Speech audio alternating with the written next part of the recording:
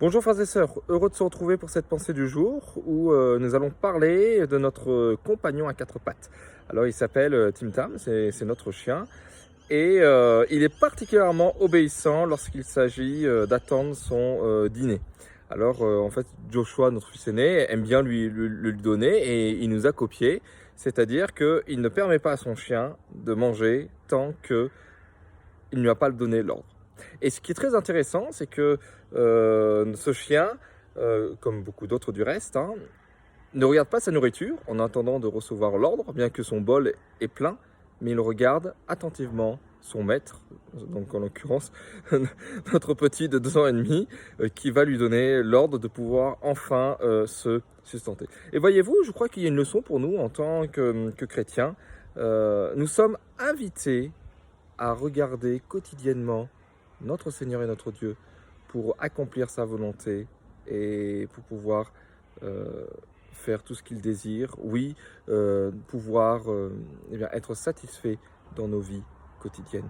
Si souvent nous regardons à gauche, à droite, nous dépendons, ou en tout cas nous pensons que nous dépendons de nous-mêmes pour beaucoup de choses, mais finalement, et cette crise du coronavirus en est un exemple et nous montre que tout nous vient de l'Éternel. Si nous avons la sécurité, si nous avons la santé, tout nous vient de l'Éternel. Aussi, l'Écriture nous adresse cette invitation à avoir les yeux fixés sur le Seigneur pour recevoir de lui toutes choses bonnes, pour pouvoir lui obéir et ainsi connaître sa volonté.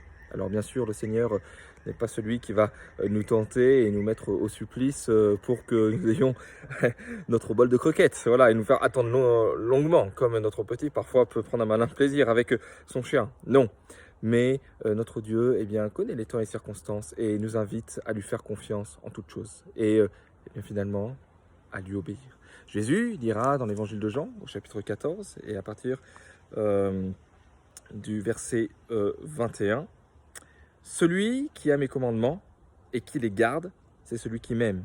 Celui qui m'aime sera aimé de mon Père.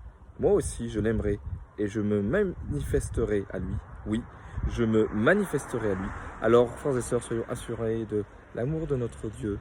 Fixons les regards sur lui et comptons, pardon pour la voiture, sur le fait qu'il se manifestera davantage à nous. Que Dieu vous garde.